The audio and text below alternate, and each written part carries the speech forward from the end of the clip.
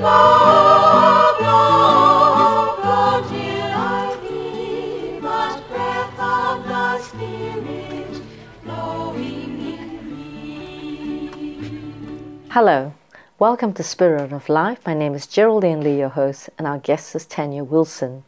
She's a woman of faith that shares her spiritual journey. Welcome back, Tanya. Thank you, Geraldine. It's great to have you back again. And it's great to be back. Yeah, you shared a little bit about your beginning of your faith journey, how you had already a faith when you were young. That's right. That's right. So I think we spoke about my faith as growing up and coming into the charismatic movement, and how I respond by saying yes, because I get asked to do, different ministries, involved in different parishes. And St. Dominic's is my parish. And at the time, the reason I'm involved with different parishes is because I work in the city, and so I have my involvement with St. Augustine's. Then where I live, I also attend Mass at St. Benedict's, as well as my charismatic prayer group is at St. Scholastica's. And I work, so St. Augustine's in the city and St. Dominic's is my parish. So I think last week we spoke about my involvement at St. Dominic's with the anti-euthanasia campaign that started in 2016. As I said, when I was invited by the parish priest to get involved, I knew that I treasured life, but besides that, I did not have any understanding of what all this entailed. And I always, with any ministry, I have this kind of attitude that I say yes, like Mary did, say yes to something much beyond her. And a lot of the calls that I get within the church ministries is something that most times I go, okay, what is this about? And then the Lord, of course, teaches me, and I discover He gives me the words like He's done with Jeremiah, the prophet, and He leads me. And so when He actually asked me to get involved, He introduced me to this lady who was a retired palliative care nurse. And so she had all the know-how of how to approach people, how to campaign for the cause in the parish and everything. And I realized then my role, because she was a little bit nervous about, speaking in public and things like that, and admin side of it. So I realized why the Lord called me, just to help her in the areas that she needed, because she had a folder that thick on this subject, and what the AMA, the medical professionals, thought about it. Most of them disagreed with it at this time, and so she had a wealth of knowledge, and she taught me about the beauty of palliative care as well. So we worked as a team in the church. We just ran letter writing campaigns and various things, morning teas, and just to raise awareness with the people. Well, obviously the parliamentarians who were at the time voting on it, as well as the public. So that was my involvement, working with the team. I enjoyed that very much. Yes, I think it's wonderful how you said yes, because I think there's a tendency for people to, when they don't know enough about something, to say no first. Yes. But I think, like Mary, she just said, yes, do unto me as you will to the Lord. That, she was aware she was weak, but with God, you can be strong. I, as you know, lead a ministry myself, and I don't always expect 110% from my volunteers. I I just am so happy if they can just do a little bit. And so Yes. I think you would Yes. be you would have been, and you are a great encouragement to ministries for the fact that you say yes. And Yes. I hope the audience and people around will respond to that, because I think it helps people who are leaders. And the Lord provides, like the very fact that there was this person who needed the kind of admin support, the groundwork, but she was a wealth of knowledge on the subject. It was really that the Lord provided, and what He provided for me, because even before the war, I had my personal thing that Dad started getting sick. Each week he had to be taken to the hospital. Now he was okay, he was well, and the whole thing about I had to be helping Mom with rushing him to hospital. His blood count was going down a lot. He needed blood transfusions. We didn't know what was going on.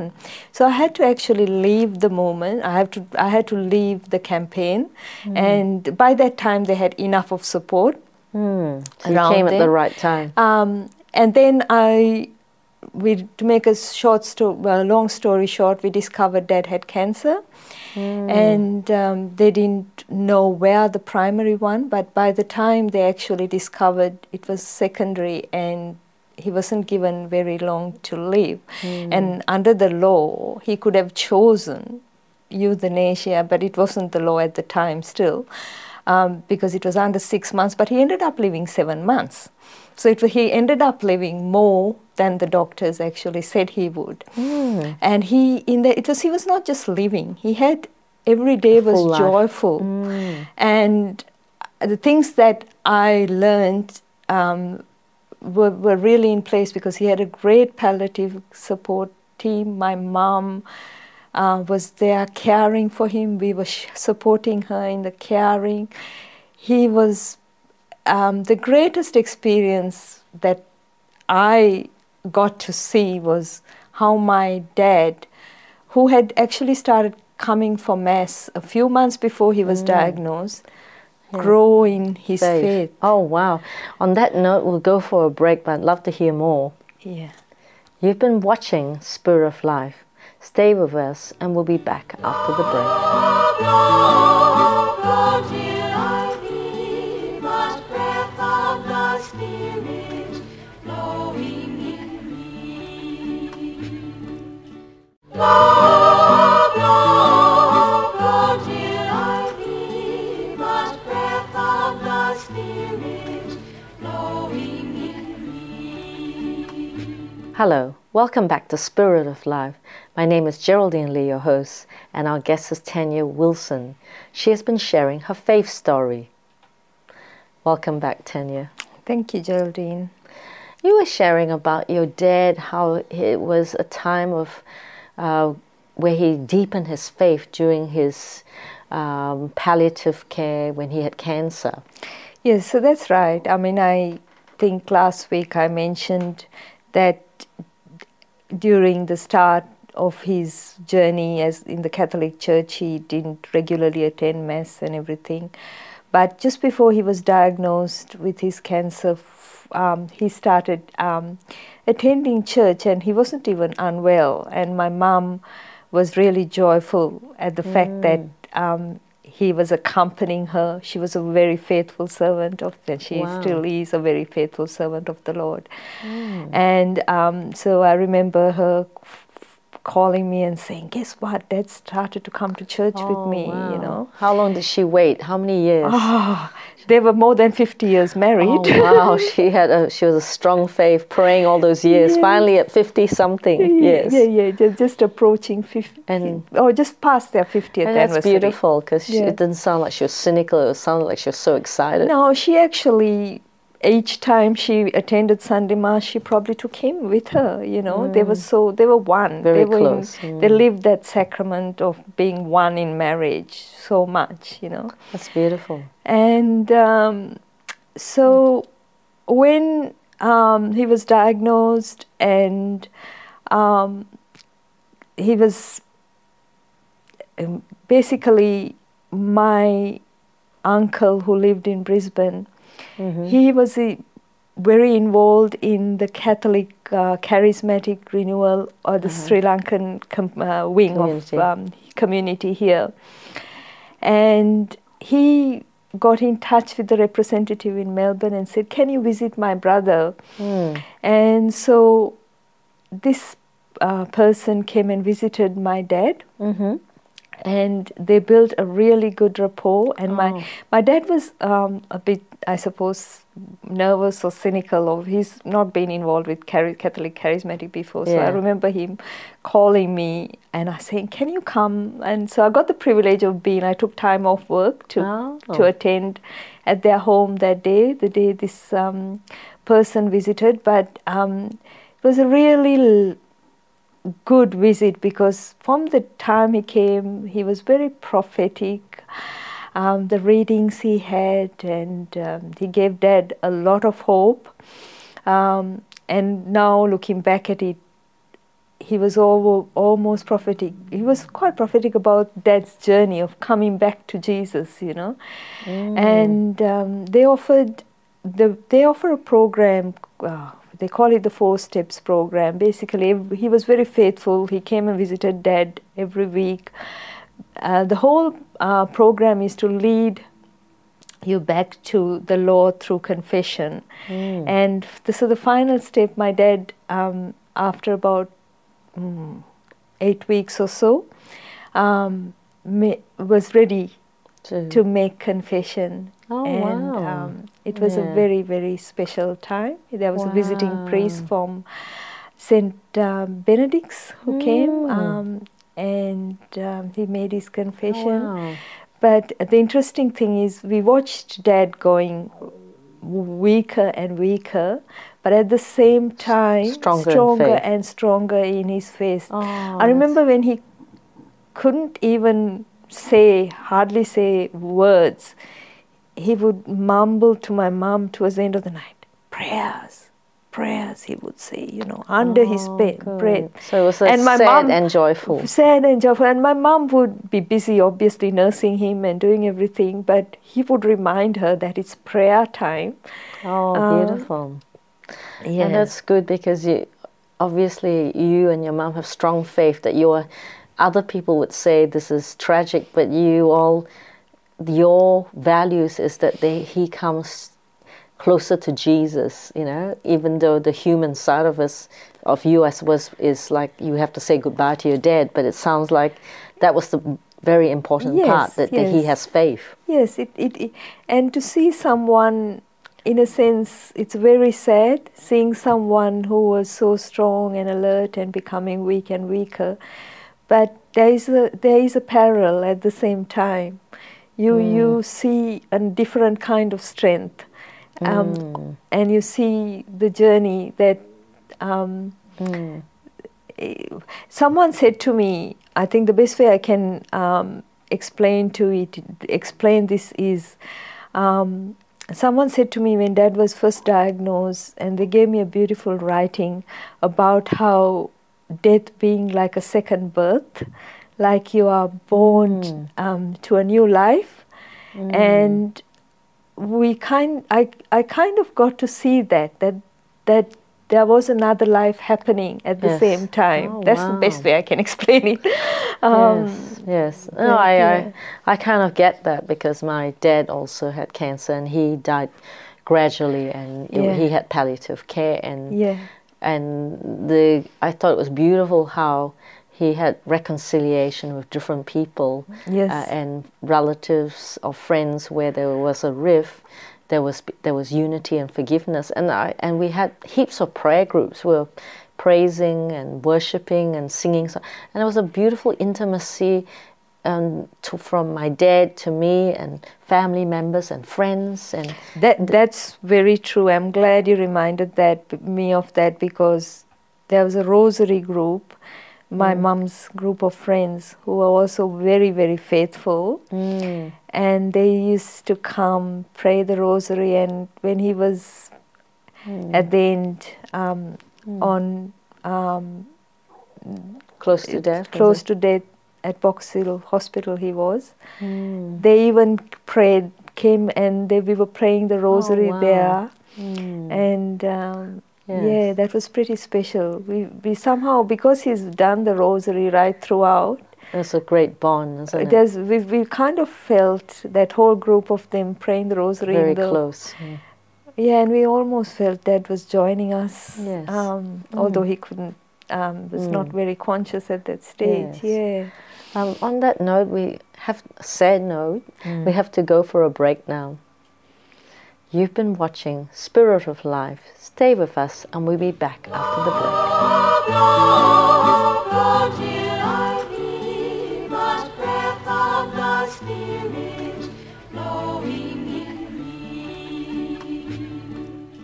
Blow, blow, go till I feel much breath of the Spirit flowing in me. Hello, welcome back to Spirit of Life.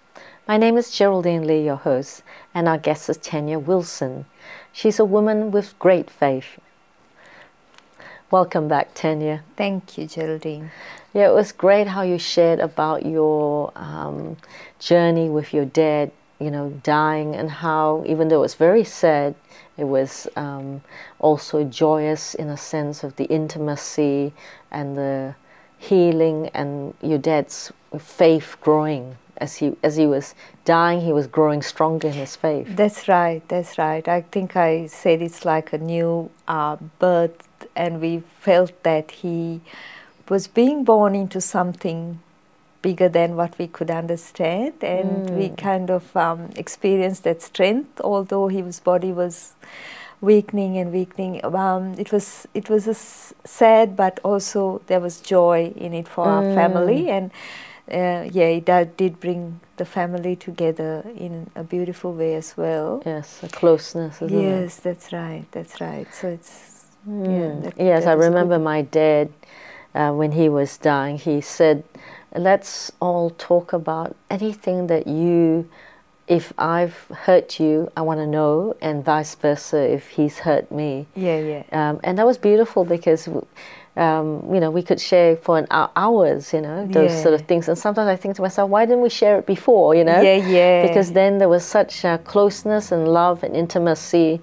And I remember that he had this final talk with the whole family, how he loved them and how he spoke about different characters in the family. And there was a real bond and unity. And, that's lovely. And it was just, and also with my mum dying, I was very sad that she suffered, close to the death. But I have a friend who's a doctor, and she said that even though your mum suffered in the last few minutes before her death, it's like labor. When a woman goes through labor, she comes into having a baby, new life. Yes. And same with my mother, those hours before she died, that labor brought her to eternal life. Wow, that's very, very similar to what I was told when Dad passed away. So I think that's the grace of what we get from having faith. We get that same consistent message. Yes, you don't understand suffering, but if you can somehow make it a prayer, and I prayed to have it confirmed, that thought about that still good can come out of it. Yes. And so if I was praying one day when I sort of didn't believe so much in God, because I thought, with all the prayers, why didn't she have a joyful and peaceful death? Because you expect that. Yes. But then I was praying, and this friend of mine said, be honest with God. Get angry at God. Tell him that you're not happy. But instead of not going to church, just be honest with God. So there was one day I was telling God off, journaling and praying and telling God off. And then suddenly as I fell asleep and I had a dream. And in my dream, my mother appeared. And she said to me, you don't need to be angry anymore at God because I'm in heaven now. My life on earth was only short. The suffering I went through was little compared to eternal life. Yeah. And somehow she was giving me the message that she had to go through that labor of suffering to journey into eternal life. Yeah, The letting go, you know? The Yes. whole labor is like letting go of, Yes, that's and right. being ready for the eternal life. That's, So yeah, that's beautiful. That's beautiful. Yes. yeah, so we've been talking quite deep, but I think you have also great faith as you are in a parish, a Dominican parish. That's right. So I think last week we spoke about being that I was in the charismatic movement, and being in the Dominican. The experience of being in a Dominican parish is a totally different experience to being the In charismatic. the charismatic, yeah. So there is a very serious side to it. I think I look at one group as being like the serious big brother in the family, and you know the charismatics have that Free and easy, spontaneous. spontaneity, and then I call myself the middle child because I enjoy both. And it is really a very positive experience because the Dominicans, they are preachers. Their order is an order and of teachers preachers too, aren't they? Yes, preachers and teachers. So Saint Dominic, the legend says that he used to walk the streets preaching with his group of followers, and there was many victories, especially against I think it's called Albigensians, the ones, the heretics at that time, and he won over them with their preaching and things like that, or won over the situation. I don't know if it's them or won over, I'm not really sure whether it's he won over the actual people from following their teaching. But at the end of the day, I think the gift of preaching really comes. So when I go on a Sunday to St. Dominic's, I'm inspired a lot, and I think I learn a lot through their talks. Through Wonderful. Through their talks, which is a very inspiring thing. And another thing is that I think we are very privileged to have so many an order of priests, and they have student brothers that come from different parts from the Solomon Islands mainly, and getting to meet some of those people, young men, is inspiring, isn't it? Of faith, it's very, very specially inspiring. I know now that I've especially got to meet them now that my son is involved in the youth group. Youth group, as well as he is an altar server. Oh, wow. So the Lord is working in his life, blessing him, and wonderful with that ministry at St. Dominic's. And Oh, well, we have really enjoyed having you in this program. Thanks. But unfortunately we've come to a close. Okay. I wish you all the best for the future, and thanks for your inspiring life. Thank you, Geraldine. It's been a pleasure. You've been watching Spirit of Life. Join us again next week. Goodbye, and God bless you.